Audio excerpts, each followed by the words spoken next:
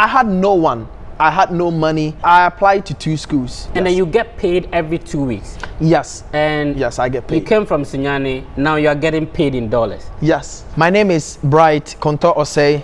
I am a Master of Fine Art candidate here at Ohio University. This is the Fred Effect. Make sure that you subscribe to this channel and hit the notification button. Thank you.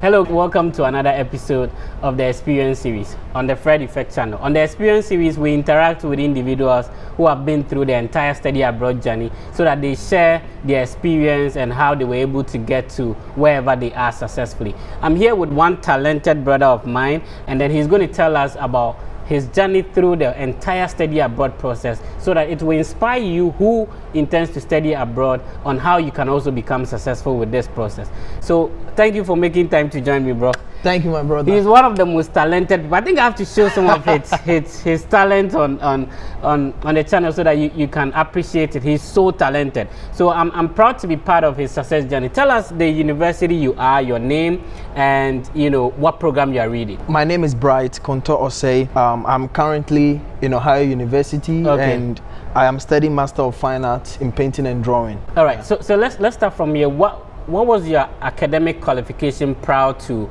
relocating to the United States? I had a Bachelor of Art in Art Education. I had it from University of Education, Winneba, in Winneba, Ghana. Okay. Yes. So if somebody is watching, where are you from in Ghana? Ghana, I am from Sunyani. I was born and raised in Sunyani. I think it is a very beautiful city. Right. So shout outs to the people of Area 2 in Sunyani. Right. Yes. Let's talk. What were you doing prior to starting the entire study abroad journey? As an artist, I made sure that I keep on practicing my artworks. My practices as a pencil artist and a painter. I also had this fashion school that I was teaching. Okay. I was teaching theory of color, principles and elements of design at Kenzie Fashion Institute, located in Sunyani. It is a very beautiful fashion school. So that is where I was doing my creative art teaching, and alongside that I was still practicing my craft. All right, so which year specifically did you graduate from? You said University of Education in Winneba, right? Yes. Which year was it? 2018. And when did you start the whole study abroad journey? I mean, I was there one day and my friend, let me give shout outs to Eric Aburam. LB. Yes, Eric Aburam. Shout outs to LB. So I'm happy that I even had this opportunity to mention his name in this interview because he helped me a lot. I was there one day and he called me to meet him somewhere, and he was like, guy, you did so well in school, so there is this opportunity that my friend called Fred has introduced me to, and I want to discuss this about with you and then see if you are really interested in. And I told him that, well, so many people have given me opportunities, but I feel like they are not in line with my academic goals and what I intend to do in my life. But this, I'm interested in. I mean, who would want to travel to abroad and study? I mean, it's a big opportunity. So he introduced me to this man sitting right here, Fred. Go me. Yes. When Fred called me that fateful night, I still remember I was sitting on my bed and he's a very serious dude. He was like, you have to be really serious about this if you want to know. These are the documents that you have to make sure that you have. Your passport. I mean, I know there are so many of his videos that he has explained the kind of documents that you need. So Fred, you spoke to me concerning this, and I also said to myself that no, I want to go there. I want to go to America to pursue my Master of Fine Art. So I mean, from that moment I had it in me that I want to travel to US. So I have to say this, like I have had opportunity to interact with a lot of people because of what I do, but you are one of the talented people I've ever met, right? So I had opportunity to see some of your artwork you did and was like, you don't deserve to be in Ghana. So fast forward, I want to know which year specifically was this whole process started? 2020. All right, so from 2020, so when did you get to the US? Just the next year. Okay, so it took like a year for the entire process to go through. Yes. Right, let's talk about how many universities did you apply? Well, I applied to 2 schools, Ohio University and Eastern Illinois. Just 2 universities? Just 2 universities. So let's talk about how many admissions did you get? This is interesting. Yes, I got admitted into both schools. Okay. But I made decision because of the funding. All right. So one of the things a lot of people would want to find out is that I'm this young guy somewhere, I don't have money. How do I be like Konto? Like, how do I follow the same steps you did? Well, I would say that it's not all about money. First, you have to depend on God. Okay. I'm a believer. I believe in Jesus Christ, and I believe him to lead my path for me. Okay. And I also say that don't look at your current situation, whether you have it or not. That is also very, very important. Yeah. You know, Fred, there are some people who look at their present condition and tell themselves that I do not have. I don't know anyone in the US. Yeah. How would I be able to travel to? Yeah. Trust me, I had no one.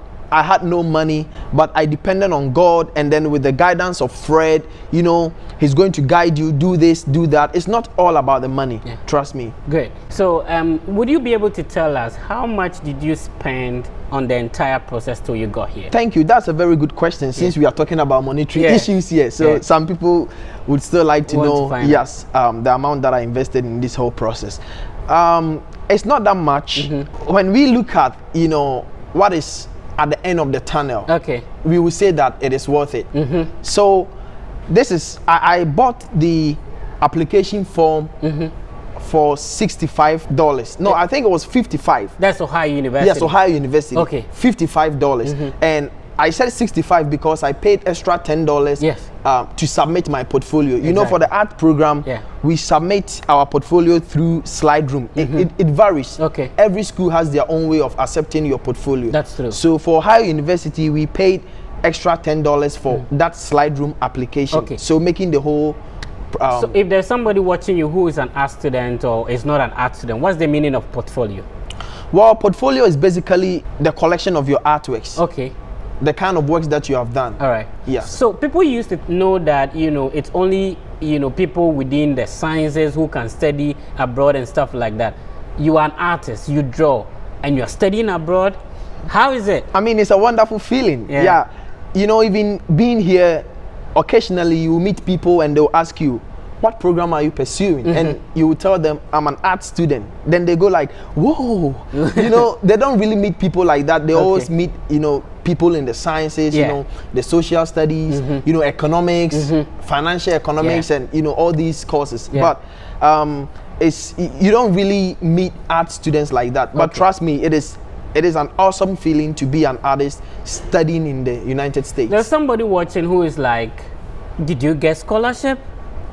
Yes, I had funding. All right. So what in terms of the scholarship? People look at it from the partial scholarship or full scholarship. How was yours like? My scholarship was kind of like in between GRS and GA. What's the meaning of GRS? That is the Graduate Recruitment Scholarship. So that's some sort of a partial scholarship? Yes, some sort of you have a tuition waiver. Okay. Yes, but you'll be earning something in terms of your stipends. All right. Yeah, so I had 10 hours to work for the department. You know, as international students, we are required to work for only 20 hours. Yeah. So with that funding, I was originally supposed to work for the department for 10 hours within a week. And then you get paid every 2 weeks? Yes. And yes, I get paid. You came from Sunyani, now you are getting paid in dollars? Yes. All right. Yes. Interesting. One of the most important things people want to find out, that US visa is difficult to get. You have been through the process. Is US visa difficult to get? Well, it's not difficult. Okay. It's not difficult. Yes. Right. It is not. Let's talk about yours. You have gotten your admission from Ohio University. You had 2 admissions, Eastern Illinois, Ohio University. Yes. You opted for Ohio University. Let's walk us through your visa interview. How did you prepare for that? Well, let me give thanks to God and also give thanks to you, Fred, because you entirely walked us through. I mean, it was not only me, but a lot of people. You had the time for us to, you know, teach us all that we need to know. But it was basically about preparing for my interview proper by doing series of mock interviews that you conducted for us. So it was all about getting your story right. Okay. You know, you have to really get your story right. Yeah. You have to rehearse several times. You have to get someone to, you know, walk you through mock interviews and then be abreast with the kind of answers that you are going to tell the VO. It is very, very important. Have you ever, like, before your interview, spoken to a white person before? Well, not that I recall. I mean, prior to my interview. So that was the first time? Yes, let's say. I mean, when we were all young, I mean, occasionally we will meet white people here and there, like, you know, like an interview proper. Prior to that, I had not been interviewed by a white person. So let's talk about other interviews you've been, work interviews or anything. You know, have you attended like any sort of interview before the F1 visa interview? Well, not that I know of, because, or not that I recall, because when I completed university, it was the national service that I had to do, and for national service, you don't really do any interview. I mean, you get posted. What would be the difference between the F1 visa interview and a normal work interview? F1 visa interview is for studies, especially since you are being interviewed to travel outside the country. There are certain things that you need to know, which are, you know, quite different from the normal interview questions that, you know, you will face when you are looking for a job in your country. Right, you are still with us here on the Fred Effect channel. My name is Fred, and of course this is the Fred Effect. On the experience series, that is what we are talking to our brother Konto here at Ohio University. Okay, so this is the Walter International Education Center, right? We call it the Baker Center. It's a very beautiful place. We are having a discussion with our brother here. On this channel, we explore scholarship and, you know, study abroad opportunities, visa interview tips, and generally life abroad. So if you're interested in any of these topics, please remember to click on the subscribe button, hit on the notification bell so that anytime I upload a video, you'll be the first to be notified. Now, let's go to the interview proper. On the day of your interview, walk us through from morning till your interview was done. How did it go for you? I want to even start from preparing, you know, coming from Sunyani to Accra. All right, okay. Because I remember when I told you that, Fred, I'm leaving this night, you were like, why didn't you leave earlier? So that you can have a place to lodge in Accra before you go for the interview proper the next day. All right, so you attended your F1 visa interview in Accra, Ghana. Yes. All right, and you had to travel all the way from Sunyani. Sunyani. Okay, so how far is that? About 7 to 8 hours. So you left Sunyani midnight, a night before your interview? Yes. Okay, so that in the morning you go for the interview? Yes, that was risky, and I remember, I mean, you told me about it, that Konto, why didn't you go early so that at least you have, you know, a place to rest, place to lodge, you know, cool down your nerves and stuff like that. But I was like, Fred, I got this. I got this. So you got to Accra in the morning. Yes. Take us from there. So you got to the embassy. I remember I had to pick a car from Circle to Cantonment. You know, the U.S. Embassy in Cantonment. Yes, it is located in Cantonment. Yes. So I had to pick a car from Circle to Cantonment. I got there very early in the morning. What time was your interview? My interview was around 9-10 thereabouts. And when did you get there?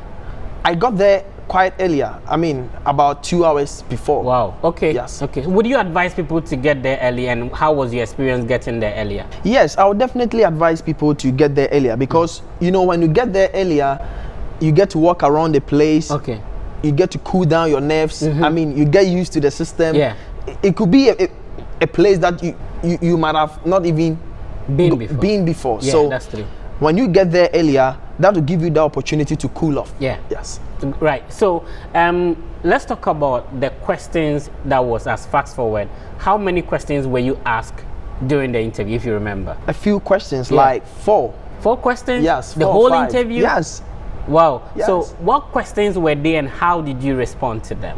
There were questions pertaining to me going to abroad to study, you know, why this program, you know, which school are you attending? And, you know, what is your study plan? I remember I was asked that question, you know, what is your study plan? So you should be abreast with all these things. Right. Yes. So a lot of people have been denied the F1 visa interview. There's somebody watching us who have been there 2-3 times. Why do you think people are denied the F1 visa interview? This is a very good question and a very sensitive question. So I'll be very careful answering this, because honestly, people don't really know why they are denied. I mean, that is the honest truth. People don't know why they are denied. Because everybody denied gets the same document, the same document. With the same reasons on it. Yes. So it couldn't be that like 1,000 people have the same reason for the denial. Yes. Right. So even though when you are fair to yourself and you make some reflections, right?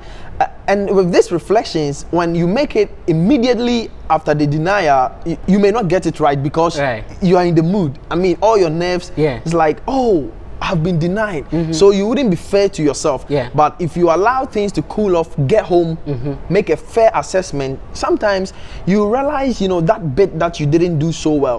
But even that is not the genuine reason, but at least you may find one or two things that you could have done better.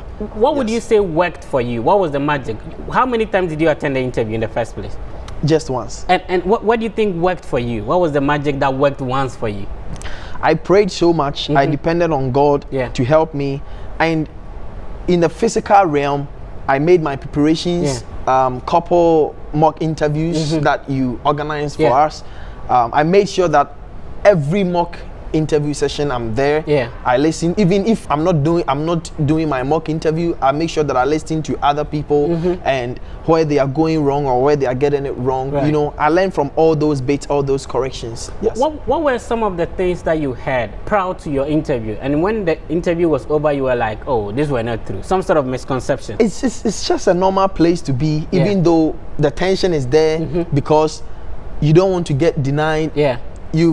You've come all the way. Me, for instance, I've traveled all the way from Sunyani to Accra, and imagine sitting in the bus for that long hours with, you know, with the feeling that I've been denied. I mean, you basically go home as a dead man. You know? So that's great. So please remember to subscribe to the channel. I'm still here with Konto. He's sharing his experience. Let's talk about being here in the US at Ohio University. Looking at the effort you put through from way back till now, is it worth it? 100%. Would you advise somebody to also study abroad? In fact, it is worth 200%. Yes, I would definitely advise you guys. I mean, it is a dream come true. You know, I remember when I came to school first, I had my personal studio back in Ghana. With the program that I was doing. I mean, you wouldn't have your personal studio. I had the opportunity to have my own personal studio. And I remember when my professor came to my studio, you know, it's not like I'm glorifying white people, but I mean, it was an experience that was really special to me. Now, all of a sudden, I have a white guy as my professor, as my teacher. I mean, it is an experience. And he got into my studio. He looked at the works there and he was like, wow. I remember his first utterance. Bright, you can really draw. And I mean, my professor is a very great artist. I mean, he's so good. He's renowned here in the US. And his first word was like, Bright, you can really draw. Can you give shout outs to him? Yes. Shout out Professor John Sabral. I mean, let's talk about your best experience since you came to the US. What has been your best experience so far? My best experience is to be in class with these whites who are very open-minded. You know, for my course, art, you know, American people, you know, they love art a lot, fine art. So almost all my classmates are whites. And sometimes, you know, in class, I get to know their experience, what is informing their scholarly practices. And, you know, I get to know different cultures, you know, how they think through certain things. And I compared it to mine because I am doing work based on Ghanaian streetism, right? So I bring that bit of my culture in there. They also bring that bit of their culture, the American culture in there. And then, you know, I get to find, you know, the balance, the overlaps, and you know, it's a great experience for me, honestly. So we are bringing the interview to a close. So if there's somebody out there who is currently preparing for F1 visa interview or wants to study abroad, what would be your words to this such a person? I would just say that don't give up. I mean, even though I had the interview just once and I got the visa. And I know of people who have been denied several times and they eventually had it. So I would say that don't give up. Know that you can also come to America. It's not about the money. If you are genuine about this and you trust God to help you, God will bring destiny helpers, you know, along your way to help you. Just depend on God. Do things right. Don't give up. If even you go for the interview and you are being denied, don't give up. Try it and you get it the next time. I know in person there are family members, friends, professors who you have said thank you to. This is a huge opportunity. Somebody who helped you on your way. Somebody you want to say hi, shout outs to. Anybody. Shout outs to the man sitting beside me. Go me. The Fred effect. I mean, honestly, let me use this opportunity to let you know the kind of person that is sitting beside me. I mean, he's a very good person. I had no idea about this whole interview process, you know, the application. I mean, I was completely ignorant about this process, but Fred took me through from the very start. The documents that I need to gather, you know, how I'm supposed to send emails to professors, you know, that is also very important. Very important. Even very, how to communicate with professors. Yeah. You know, I will send him an email, he will proofread the email, he will send me the edited version, and then I will send it to my professors, and I'll get good response. Yeah. They will respond to it, and I'm like, oh wow. And I kept learning. So shout outs to you, Fred. You have been and now an you're angel. a pro. Shout outs to LB. Yes, shout outs to Eric Aburam LB, and then shout outs to Collins Tachi, popularly known as Shanky. You have been a revelation to my life. Shout outs to MC Bobby Manfred. Shout outs to my mom and dad, Emmanuel Sekonto, that is my dad. People call him Brahima. Shout outs to my mom, Vida Anaman. Right, so it's been nice having you, Konto. Nice having really you too, Fred. Your time. It's been a stressful day. You know, we were hanging around looking for a perfect place to shoot. So shout outs to our videographers, Bro Frank and then Mr. V. Cross. The man V. Cross. This has been the Experience series on the Fred Effect channel. My name is Fred, and this is the Fred Effect.